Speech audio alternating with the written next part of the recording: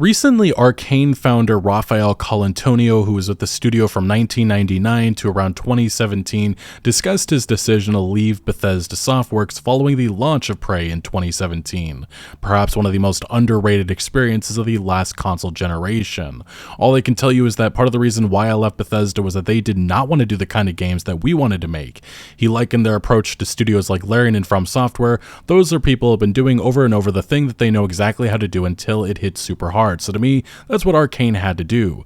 Colantonio wanted to keep building on what Arcane has been known for, with games like Dishonored and Prey, but due to the disappointing sales, Bethesda's management, the executives in charge, decided that was not part of the strategy anymore. Bethesda at the time wanted more live service games, thus why we got Wolfenstein Youngblood, why we got Fallout 76, and ultimately why we got Redfall, a game that truly destroyed Arcane in many different ways. Former studio director and longtime lead developer at id Software, Tim Willets, has been serving as chief creative officer at Saber Interactive since 2019. And recently, Tim Willets made some very eye-opening remarks in regards to Bethesda and their monetization, as well as the AAA games industry and how many projects are over-scoping. And today I want to discuss and break down a lot of this because Space Marine 2, Black Myth Wukong, Helldivers 2, Palworld, these are all kind of smaller experiences that kind of came out of the middle of nowhere and really took over the AAA games industry in 2024. They took a lot of attention, and I really do think that they proved that this industry can be a lot more than just Call of Duty, God of War, and Fortnite. A reputation, or seemingly actually a fight that Bethesda themselves was taking on about a decade or so ago, creating smaller but grand single-player adventures that we weren't really getting from the rest of this industry. But getting a little bit more specific, Tim Willets made this remark in the pre-release coverage of Space Marine 2, in which he talked about the monetization, but it has resurfaced thanks to this article coming from Fandom Wire, in which he talked about, "I worked at Bethesda, even the Emperor would bow down to the way Space Marine 2 boss trolled Todd Howard." So what does this article mean? Well, it's specifically referencing this article that came from Rock Paper Shotgun in the lead up to Space Marine 2, in which Tim Willets was asked about monetization, and he said there are shifts and trends in the industry. He said when asked about the game's approach to microtransactions, people don't want to be sold horse armor anymore. I can say that because I worked at Bethesda. Our fans never thought we ripped them off in World War Z. Focus are great. They kind of let us do what we want. And yeah, this is coming from somebody who worked alongside Todd Howard. And for what it's worth, Todd Howard, in regards to horse armor, and you remember that was a big debacle years ago. I believe it was Oblivion, in which they released that. It was like $2.50 and it made a ton of money. And it really has brought on the microtransaction hellscape that we now live in. Todd Howard was asked about this in 2019, in which he just said, well, people will buy anything. That was the example with horse armor and everybody loved it, which is not my takeaway. I think it really has brought on this onslaught of pay-to-win nonsense that this industry has become so in love with. It's also, every single big game is nickel and diming consumers nowadays, and it's kind of frustrating. And it's also the mobile industry. They took the lessons that Todd Howard implemented all those years ago, and that is what mobile gaming is today, a microtransaction hellscape. But getting a little bit more specific with 2019, Todd Howard's remarks in regards to the horse armor, he said at the time, horse armor is not bad. I think horse armor is fine. The price point at the time was the issue. We felt it's probably worth this. Adding that someone we wouldn't name at Microsoft said at the time, well, that's less than we sell a Xbox 360 wallpaper theme for. A wallpaper is more than that.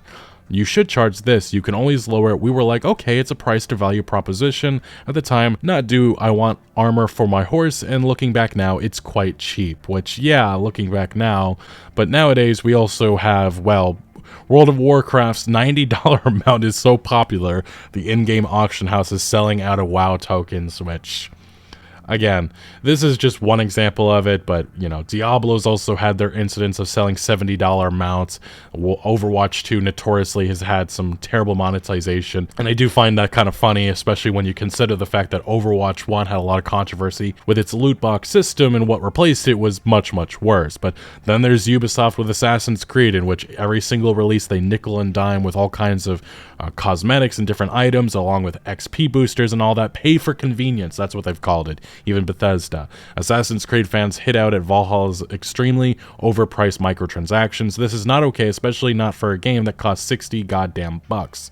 And that's my sentiment with a lot of this, but these publishers don't care. One of the excuses that we heard early on for why $70 games are going to be becoming a thing was maybe we'll have less microtransactions, since they're upping these prices. That's not what has happened. These publishers just found an excuse to increase prices. That's going to be the same thing we hear when games eventually make it to $80. But then we also have League of Legends $200 chromas and exploration and won't change. The League of Legends Dark Cosmic Erasure Jin Mythic chroma is causing controversy for its high price point, but the game producer says it won't be changing. Oh, that's nice. And then we have Call of Duty, which sold like an $80 King Kong glove. There's no difference. It was just, a pure cosmetic skin, no special effect or anything, but $80 fucking dollars. Really is crazy how this industry has changed. But there's also the fact that you have the Creation Club. That's something that Bethesda has gone hard in. You can look at Starfield, and I do love how Bethesda these days is blurring those lines of paid mods in which they sell their own, and the pricing also makes no sense. There's been controversy. They're nickel and diming at every single opportunity, and it really makes me frustrated because we know that this is going to be the case with the Elder Scrolls 6. Bethesda's going to sell what should be DLC content as paid mods. And again, it's not just like little things. They're selling quests, they're selling weapons, they're selling all kinds of different things, outpost items.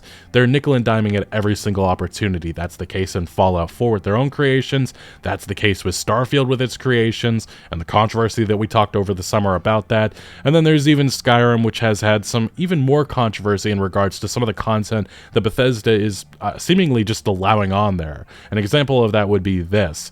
It's the Forgotten Armory Collection, a bunch of 90 new craftable and lootable items across 6 different tiers to the game. Costs 500 credits, which is, you'd say that it's probably a good deal, except for the fact that these items all come from a medieval... Well, it's this Medieval Collections Weapons Variety Pack. It's just an asset flip. Nice to see that Bethesda has some quality control. They don't. But yeah, somebody bought this for $50. They ported it over to Nexus Mods, in which I don't think it was downloaded that much. And then they ported it over to Skyrim's Creation Club, and players and individuals have no idea of knowing that this is just an asset flip and poor at that. I don't believe there's even a comment section or anything you can give with this. All you can give it is a thumbs up.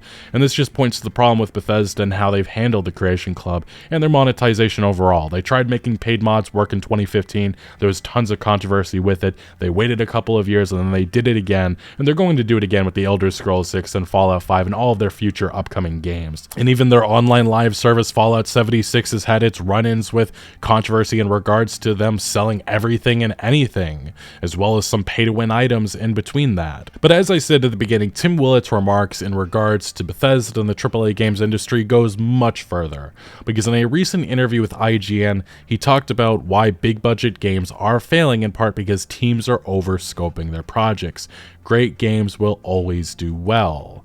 Although, I think we do have an example that with Prince of Persia, that's not always the case, and there's been a couple of other examples. We opened this video mentioning the game, but 2017's Prey is probably the greatest example of an underrated classic that just did not sell at all. Some of that, though, does have to do with how Bethesda really did a terrible job marketing that game. Hi-Fi Rush from Tango Gameworks under the Microsoft umbrella, also a great game that ultimately ended up having the studio being shut down because it didn't meet these sky-high sales expectations that obviously Microsoft executives had for it. Yes, even these smaller experiences need to make millions upon millions of dollars to warrant the time and resources that these development studios are working on it. Now, Willet's remarks specifically come about because of what Epic Games boss Tim Sweeney recently said about the AAA games industry, and he said that the games industry is going through what he calls a generational change that had led to some games failing to sell as well as their publishers had hoped. One of the manifestations of that change we're seeing right now is that a lot of games are released with high budgets and they're not selling nearly as well as expected, whereas other games are going incredibly strong.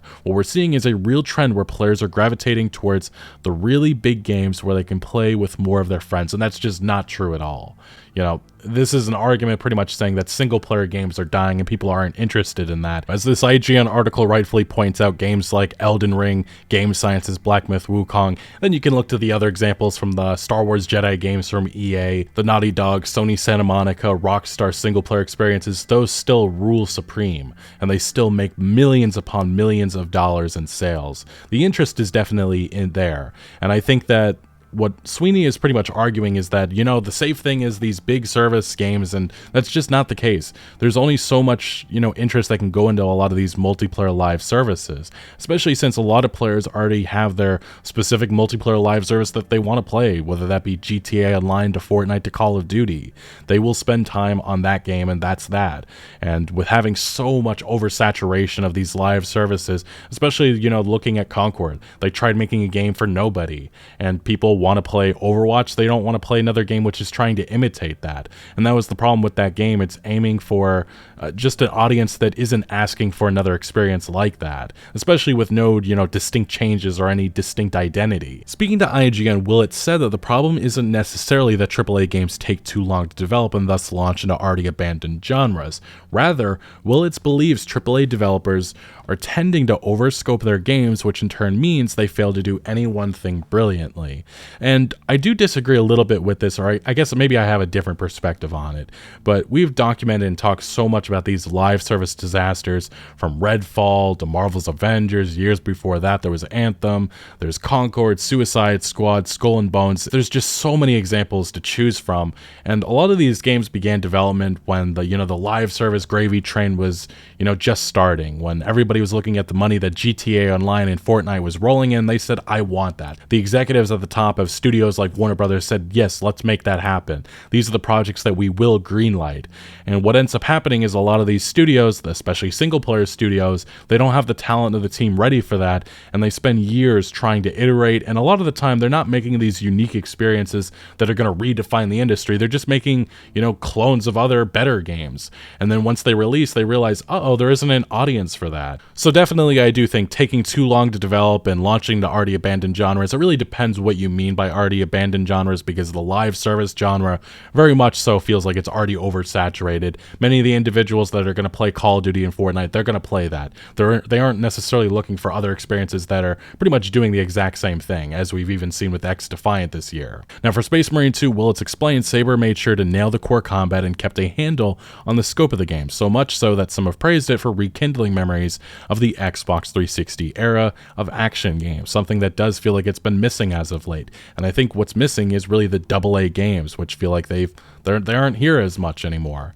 We're just getting these giant blockbuster $70 games, and some of them fail, some of them succeed. It is not necessarily the genre that has moved on, because great games will always do well, it's insisted, although there's a couple examples, such as Prince of Persia to Hi-Fi Rush, that kind of dispute that perspective. But one of the things that we try to do at Saber, and this is part of my job as creative officer of all the teams, we have a core belief that what you do every second and what happens when you push these buttons and that core gameplay loop is so critical. So we focus on the moment-to-moment interaction and the gameplay and the feeling you have, and then we adhere to our core pillars like the Ultimate Space Marine, melee, range, swarms, that's it. And a lot of teams throughout development will overscope games. They look at some other game that just came out and say, oh, we got to do that, let's add this, we got to do this, and he's right on the money with this. And they lose focus on the core, what actually makes the game fun. And especially with how this industry has developed and changed so much, there's so much interest, so many different games being made nowadays, I do think you need to differentiate enough with the formula that you're adapting. Now, we are not in Space Marine 2 doing that. Well, the swarms are new technology, but there isn't some revolutionary new gameplay mechanic that no one's ever seen before. There are gameplay mechanics that people are familiar with, but we do it really, really well, and we execute really, really well. And he does continue saying that he insisted that Space Marine 2 was affordably developed with a budget less than half that of Doom Eternal, the last game Willets worked on while boss of id Software before leaving to join Saber in 2019. We don't need to sell 4 million units to make Space Marine 2 a success. There are many games, sadly, especially out of North American developers, where if you do not sell 5 million copies, you are a failure. I mean, what business are we in where you fail if you sell less than 5 million? And this goes back to the fact that, yes, there is a lot of teams overscoping in which they're making these projects out to be behemoths. I mean, look, I think Sega is working on a giant live service, Hyenas. They spent over $100 million on a game that probably should have cost maybe a quarter of that at most. And it never even saw the light of day because they knew that it was going to be a total disaster if it did launch, and there was not going to be interest in it. It's just, there's a lot of problems with the market research that a lot of these developers, a lot of these studios are doing, and the mindset isn't to make great games. They're trying to make the financially, massive game. They want the next big Fortnite. They want the next big GTA Online, the next Call of Duty, but they're not doing the legwork to reach that goal. They're not actually trying to make a unique or fun experience, and ultimately they're just chasing trends, and we've seen how that can really destroy teams and games. Now, Willets did continue. He said there are examples like that, and we do not want to be that business. We want to be a developer that focuses on the core experience, what makes the game actually fun, and then do it really well, and then make it affordably. Look at SnowRunner. Dude, SnowRunner is literally driving trucks through mud. That's it. I'm done. I just described the game. 15 million people played it because the experience is perfect. Look at World War Z. Like, come on. We're not going to get an Academy Award for that game, but 25 million people have played it because it's just the perfectness. And that's what we do well. And I will say about the overscope argument, this is something that came up in the conversations, and it's mentioned here in this IGN article with Baldur's Gate 3. We had one specific developer calling it Rockstar level nonsense for scope. And look, I've said this before, some people have twisted, some YouTubers specifically, and lied about what I've been arguing, but I don't think every single team, every single developer in the AAA games industry needs to aim for Baldur's Gate 3 standards. But the Bethesda, BioWare's, yes, they should, and we should expect that from them, because those are the games that they are making. Now, when you see so many other development studios, especially like Firewalk with Concord, there's zero reason why they're spending so much money. $400 million is insane. Even Spider-Man 2 is a great example. They're spending $300 million on that game. That's truly insane in my opinion, and it makes the ability to succeed so much more difficult because they have to be a commercial success. They have to be a massive commercial success. You need 10+ million copies to be a success, and that's just that is a massive problem in this games industry, in which so many games are aiming for the moon when they shouldn't be. They should be doing what Space Marine 2 is doing, and we do need a lot more experiences like that, and I do think that's why there's been so much love for this experience, along with the remarks that have been coming from the executives, in which I do think they truly do understand what a lot of gamers want right now, which, similar to Baldur's Gate 3, is going back to an old standard which used to be the standard, but for some reason it changed over the years, in which there's just been so much chaos in this industry. But the perspective that Tim Willett said in that IGN interview is also another one that we heard recently from GamesIndustry.biz in an interview with Sean Layden, the former head at Sony, and he specifically said AA is gone, and that's a threat to the ecosystem going forward. The former Sony executive said in the past, "We spent a lot more time looking at games and not asking what's your monetization scheme, or what's your recurrent revenue plan, or what's your subscription formula. We asked the simple question, is it fun, or are we going to have a good time?" And I think this shows that the standards have changed in this industry in terms of the executives and what they want. They don't want like a $100 million success. They want the next big thing. They want the next big giant. If you said yes to those questions, you'd obviously get, well, you usually get a green light. You didn't worry too much about the end piece, for better or for worse. Of course, back then you didn't make a game for millions of dollars, so your risk tolerance was fairly high. Today, the entry cost for making a AAA game is in triple-digit millions now. I think naturally risk tolerance drops, and you're looking at sequels, you're looking at copycats, because the finance guys who draw the line say, well, Fortnite made this much money in that amount of time, my Fortnite knockoff can make this in that amount of time. We're seeing a collapse of creativity in games today with studio consolidation and the high cost of production. And look, this AAA games industry the last couple of years has very much been defined by a lot of the big players as sequels, remakes, and disasters. That's a lot. That's pretty much what we've been getting very much. Now, Layden did continue. He said, you know, we've seen the same phenomenon in the film industry, right? We've come across to a place where everything is blockbuster, Marvel Cinematic Universe, or it's Sundance award contender. And then in the center, that middle place, which used to be Tom Hanks and Meryl Streep in Vermont, you can make that movie. People went to the theaters to see it, but those movies and that kind of content found a place to go. It went on to Netflix, went to Amazon, to Apple Plus, all those different streaming services. It had a place to go. In the gaming business, you have Call of Duty, Grand Theft Auto, indie stuff. But then that middle place, that middle player that used to be where Interplay, Gremlin, Ocean, THQ, all those companies made their money, that middle place is gone. If you can become AAA, you survive. Or if you do something interesting in the indie space, you could. But AA is gone.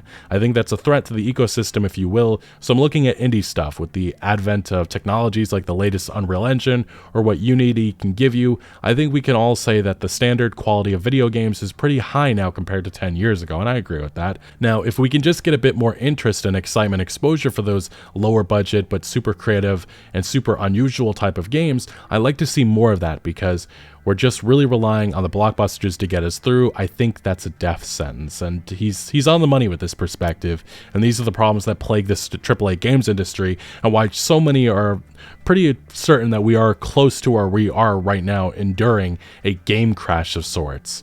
Not just necessarily in terms of creativity, but also the economics that have been happening with a lot of these games, and the high level of failure that we're seeing across the board, which feels unprecedented at this point, and the mass layoffs that have accompanied a lot of this. So look, there is no easy answer to success in the AAA games industry these days. I mean, you can look at what's been happening at Ubisoft. This will be an example we're talking about for a while now, in which we talked about this the other day, in which Baldur's Gate 3 developers were pretty much yelling at Ubisoft for their broken strategy, which forced Prince of Persia's team shut down. They released what's going to be a Game of the Year contender this year, and that development team no longer exists. And there's other examples of that the last couple of years, and that really is sad.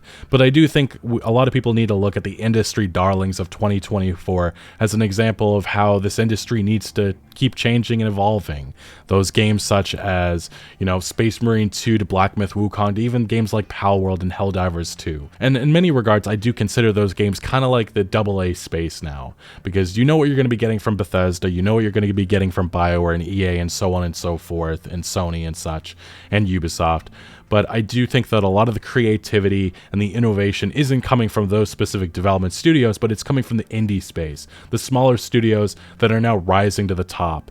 And I do think that those are the examples, the reasons why I am excited for the future of the games industry, and why I do think a lot of us should be concentrating and giving a little bit more attention to the indie space, in which there's a lot of really great things happening, but they aren't getting the attention that they deserve. And that's something that Sean Layden pretty much said himself.